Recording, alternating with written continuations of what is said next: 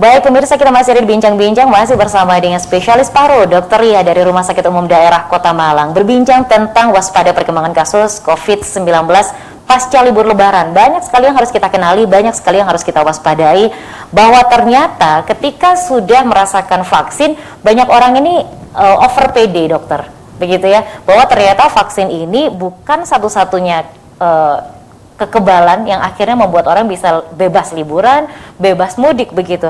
Nah, efektivitasnya, kemudian masa terbentuknya imun di dalam tubuh ketika suntikan vaksin pertama, kemudian kedua, seperti apa sih dok sebenarnya? Iya, kalau yang Indonesia ini kita pakai dua vaksin adalah Sinovac dan Astra. Ya. Tapi data yang masih masuk adalah Sinovac. Betul. Sampai sekarang Astra masih belum ada data yang pasti ya untuk wilayah Indonesia ya, Mbak. Ya. Sampai tadi pagi saya update itu masih Sinovac yang ada datanya. Dan dikatakan kalau efektivitas vaksin Sinovac dalam mencegah COVID-19 pada dosis pertama adalah 13%. Kan ada 2 dosis ya. Ya. Pada dosis kedua, dosis lengkap itu 94% pada hari ke-28 hingga hari ke-63. Itu kemudian 96 bervariasi sebenarnya, bervariasi 70 sampai 99% hari ke-28, kemudian 87 sampai 99% hari ke-28 sampai 63. Artinya ada memang tidak ada yang 100%. Jadi tidak menjamin 100%. Ya. Tapi kalau yang dulu dikatakan sebelum update yang ini, itu sekitar Sinovac itu adalah sekitar 65%. Ya, artinya apa? Ya, kalau dikatakan misalnya dikatakan seperti ini 65%, taruhlah kita 65%, nggak untung gitu ya Mbak ya. Baik. Ya, nggak untung, nggak dapat yang 90%. Artinya apa? Orang itu bisa tidak tertular virus COVID sebesar 63%. Baik. Nah, yang berapa persennya kan masih tertular, 37%.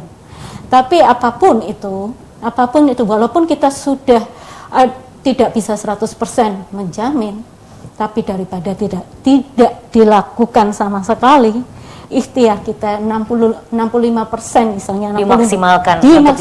Kenapa kita tidak ambil? Ya. Kemudian dok kok masih kena? Iya, sama dengan vaksinasi yang lainnya. Istilahnya pada vaksinasi yang lainnya kan juga sama. Begitu kita divaksin, memang tidak menjamin bisa 100% kebal, gitu ya? Kebal, tapi mungkin kalaupun kena adalah gejalanya ringan.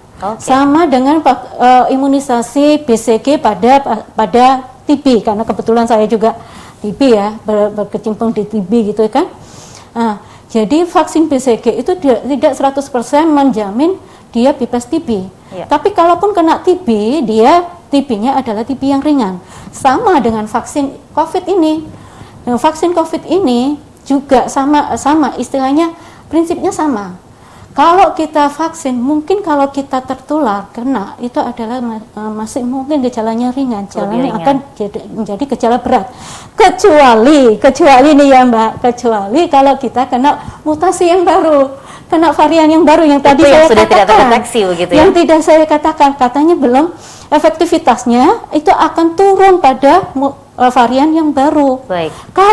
Kalau yang dikatakan tadi vaksin Sinovac yang dulu dikatakan 65%, mungkin pada mutasi yang baru ini, pada varian yang baru mungkin kurang dari 65%. Ya. Nah, jadi begitu kita sudah divaksin, tetap lakukan protokol kesehatan. Jaga jaraknya harus tetap begitu ya.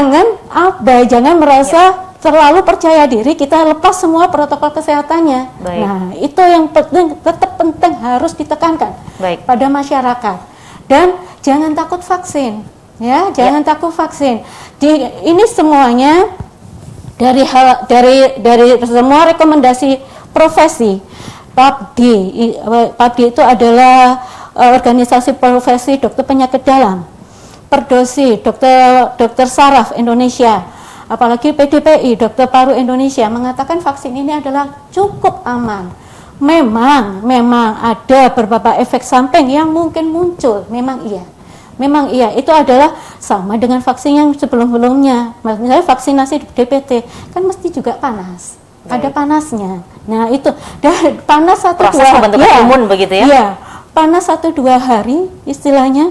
Tapi kalau kita mendapatkan kekebalan, kan lebih untung yang itu daripada aku nggak mau divaksin, nanti panas. Semakin lemah begitu. Iya, nanti malah jadi tertular. Kalau udah tertular, apalagi yang usia tua, itu akan menjadi fatal. Ya. Baik, nah terkait dari keberadaan vaksin pertama begitu, banyak yang menyatakan bahwa vaksin pertama ini efek sampingnya salah satunya ada yang memang demam seperti itu dokter ya.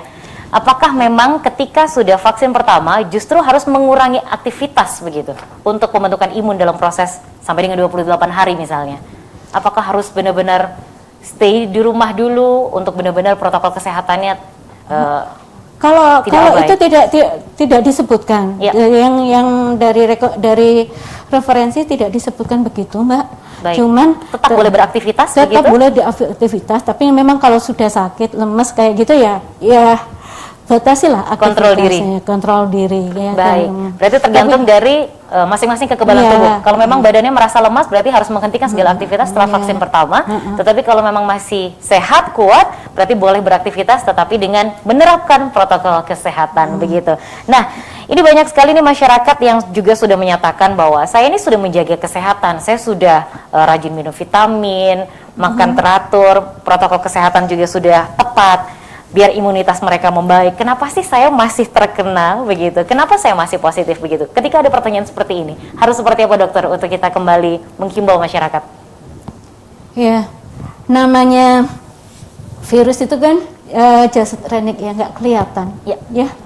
Kadang-kadang kita juga abai. Ya, virus seperti saya katakan yang dulu waktu pertemuan pertama ya, Mbak. Iya, ketika pandemi awal begitu ya, dokter. Pandemi awal ya, virus ini kalau kan menularnya lewat droplet. Begitu kita buka masker sebentar, kita mendropletkan istilahnya ya, mendropletkan kita di sini. Terus kita ini tersentuh, meja ini tersentuh tangan oleh orang lain, terus dia menggosokkan tangan yang bisa juga.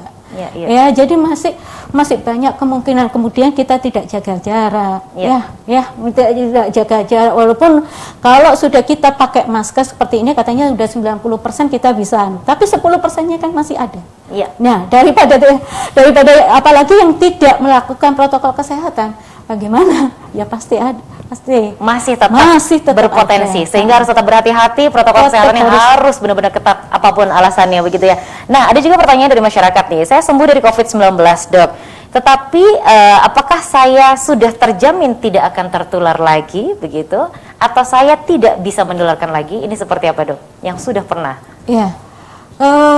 Kalau kita sudah tertular kan kita terbentuk antibody, dan antibodinya itu bertahan selama 3 bulan. Baik. Setelah 3 bulan itu kita masih mungkin tertular lagi. Makanya kalau kita mau vaksin pasti kan ditanya kapan, sudah pernah terjangkit belum? Kalau sudah terjangkit kapan? Kalau kurang dari 3 bulan pasti tidak boleh vaksin. Tapi setelah 3 bulan? Ya, vaksin. Boleh vaksin karena memang antibodinya sudah turun, sudah tidak ada. Baik. Jadi kemungkinan untuk tertular masih bisa. Baik.